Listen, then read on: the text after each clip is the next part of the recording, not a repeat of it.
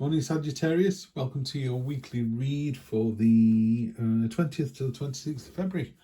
I'm going to jump straight in, 5 card spread, here we go. So energy across the bottom, we've got the Queen of Wands. This is, I call it the magnetic card. She's confident, she is sensual. It's quite a sexy card. It's quite sort of, yeah, check me out, but not in a there's no reason for it. You know, she works out, she looks good, she walks into a room. It's kind of, you walk into a room of strangers and there's someone not holding court, but someone that you're drawn to and go, wow, they look, you know, they look attractive, they are, you know, funny, witty, engaging. They're just giving out this aura. You know, that's what's happening with you. You're giving out this aura, Sagittarius, of being, you know, quietly confident. There you go. That's what it is, quietly confident. So this is your position at the moment. The Two of Swords. It's a card of friction and stalemate and kind of two things rubbing against each other, and you're getting lost in the fight rather than the message. So you've got to almost go, do you know what? We've got to agree to disagree, and then we can move on and get this sorted out. You've also got a card here, present expectation, the Six of Pentacles. There's 3 pentacles here. We've got the Scepter of Power and we've got the Tome of Knowledge. So 3 of these pentacles are being sort of rewarded and looked after, and people are going, wow, what a great job, you know what, how fantastic this is. But there's 3 down at the bottom here. They're the same as those, but they've just been ignored. So it is a card of imbalance. It's a card of in a relationship. This could be you, this could be the other person, by the way. In a relationship, someone's only giving 50% and the other person's giving 100%. You know, eventually the inequality will show itself as you just go, do you know what? I'm not going to try anymore. If you're not going to try, I'm not going to try. So you've got to be careful with that make sure in anything that you do, you're always giving 100%. And then it's up to the other person to meet you halfway, literally meet you halfway and go, well, otherwise I think both parties, this could be work, it could be love, but both parties kind of do enough, and you end up living a sort of, you know, instead of living an A-star life, you're living a B- life. And it's like, well, why did we do that? So, well, if you weren't going to do it, I wasn't going to do it, you know. It's like, well, if you're not going to wash up, I'm not going to tidy the clothes away, and I'm not going to tidy the clothes if you're not, you know. It gets a bit, you're back to this sword again here. So these 2 cards here, it feels like a bit of a niggly week, you know. It's a bit sort of, getting, you know, it's a bit irritating. So it's interesting that you haven't got the Hierophant in the unexpected position, particularly in this deck. He's got a beehive on top of his staff. And, you know, there's a famous quote by Marcus Aurelius I always use, which is, if it's not good for the hive, it's not good for the bees. So back to this situation again here.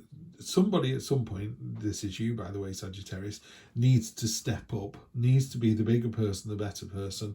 And can you imagine in that situation I just mentioned, where I'm not going to wash up if you don't put the clothes away? What if you washed up, dried up, put the stuff away and put the clothes away? So your other half, or your roommates or housemates or whatever, come in and go, oh, thanks for doing that, mate, no problem. And they go, fancy a brew? You know, I'll get the dinner on tonight. And you just go, there you go. So, you know, the more you give, the more you get. So this in the unexpected position, this is the card that's going, maybe, you know, you think of the greater good rather than, I'm not saying that you are selfish, but rather than taking a selfish approach, do something for the greater good. And it happens, the rewards are greater. There you go. I suppose the way to do it is, if you're just doing something for the self, you're only going to reward yourself one way or the other. Whereas if you do something for a room full of people, if you made a cake for 5 people, those 5 people might bring you something back. So you get it back 5 times greater than if you just made a cake and sat there and ate it on your own. Yeah, aside from all the fact of, you know, how bad it is eating an entire cake on your own. Now I've just got cake in my mind. Now what's happened there?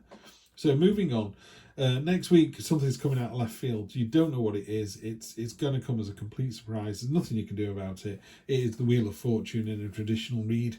In this deck, it tends to be a bit more, you know, left field, unknown, unexpected, nothing you can do about it. So I can't talk about it because I don't know what it is, and you can't talk about it because it hasn't happened yet. You know, some people go, oh, is it the divorce coming through? Is it the house sale going through? We just put the house on the market. I don't know. But it is going to be quite a significant thing that comes in. There's nothing you can do about it, but how you respond to it is what we're after. And you respond to it brilliantly. Your Ten of Pentacles is a card of stability. It is a card. I mean, if it was a house sale, by the way, it goes through really well. If there's a bidding war, you're going to be going, they paid how much for this house? Yeah, because it's very well placed for money, this card. Very, very well placed. I mean, the elephant is sat on a load of gold bars, effectively, and they're solid and robust and they're foundational. 2 trees have been there for years. Again, this is about long-term stability. It's not something that's just coming out of nowhere. This has been here for a long, long time. Great, great energy. Love that. So let's see where we get to.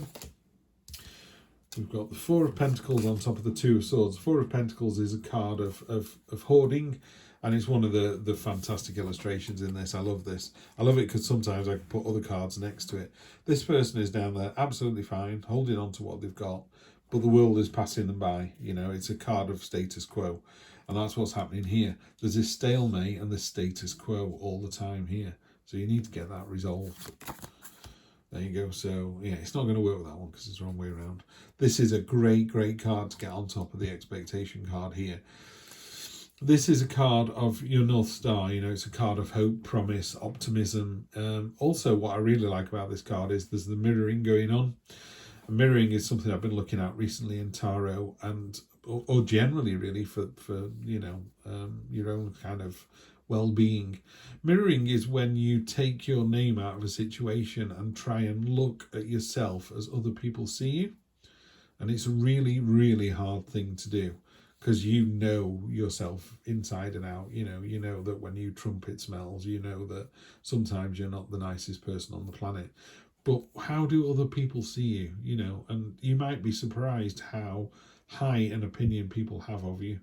And it's really very rewarding to be immodest, basically. Be immodest and go, you know, people think of you as caring and open and loving and confident and sexy, and you're like, really? Me? Sexy? And it's like, yeah, that's what other people are seeing, you know. So try and see yourself as other people really see you, yeah. On the unexpected, by doing this for the greater good, guess what? You know, reward, celebration, happiness. Yeah, that works out really, really well. So I think next week, make sure when you're doing things for other people as much as for yourself, and it's just going to pay it forward or pay it back big time. Love it. On top of the Destiny card, you've got what I call my Indiana Jones card of the deck. Page of Wands in this particular deck is creating a portal beneath her feet and just jumping in. It's all about the journey as well as the destination. She's like, this is sometimes called the Wheel of Fortune, and sometimes the train is in the station, get on the train. And she'd be like, hell yes, I'm getting on the train. And people go, not on the roof. You're not Indiana Jones. Come in and sit down. You're like, really? Oh, so exciting. You know, and it's that. This is what I was talking about, by the way. I sometimes like to put these two cards, these cards, when they sit together like this. So you see the Page of Wands, she's having this fantastic adventure while this person is sat down here, not really doing anything, while the rest of the world carries on without her. Yeah. So it's beautifully illustrated, this card. It's really clever.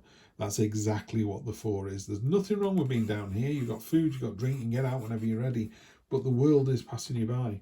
You know, go off and have this adventure. Go off and be the Page of Wands. Jump in with both feet. Jump on the train, literally on the train. And let's see where it takes you.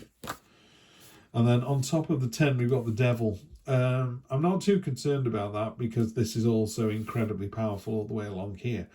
The Devil is the little whisper, you know, in your ear. You're not good enough. You're not pretty enough. You're not powerful enough. You're not rich enough. You're not whatever it is you're not enough of.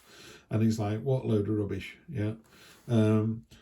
Those chains are normally around the neck rather than the waist, but they're loose. You know, the devil doesn't kick your door down at 2 a.m. and take you away. The devil just whispers in your ear and goes, have another cake. See, we're back to cake again. But have another cake, have an affair, have another beer. You know, say mean things about your work colleagues. Say mean, you know, dishonour your parents. Say mean things about your partner and see what happens. You know, all of those things the devil whispers in your ear. And you can go, no thanks, I love my partner, my parents are great, and work is great. They just wander off, they go somewhere else. They have no interest in continually plugging away. There are plenty of other people that are not as strong as you are. Yeah. So just leave them to their own devices. Tell the devil to take a hike. You are robust enough and stable enough, and that you've been doing this behavior for decades. Yeah, you are the better person. Just rise above it. You're in for a great week as usual, and I will see you next week for more of the same. Take care.